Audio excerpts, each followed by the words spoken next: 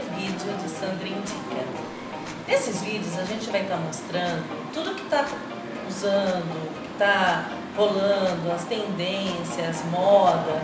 E para essa semana, para esse primeiro vídeo, eu separei esses braceletes italianos. Isso é tendência, está todo mundo usando. Quanto mais bracelete usar no braço, mais legal fica. Então a gente tem no dourado, no rosé, no branco e fica bem legal no braço.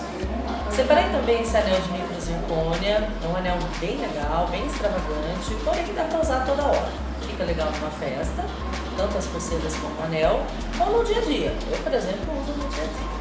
E separei também para hoje esse solitário, que é para usar junto com a aliança. É um solitário bem bonito, ele é todo com microzircônia, com uma zircônia grande no centro, é uma peça bem legal. E para finalizar, nós temos muitas festas de 15 anos, então eu separei duas pulseiras. Esse bracelete, que você pode colocar o que você quiser escrito, a palavra que você quiser, nome, frase, amiga, que é um bracelete bem bonito, também tem no rosé, no branco, no dourado. E essa pulseira toda cheia de coraçãozinhos.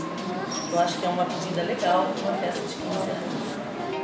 Espero que vocês tenham gostado do nosso primeiro vídeo Sandra Indica e conto com vocês no nosso próximo encontro. But you won't feel the same. But you insane. What you want, what you gonna do?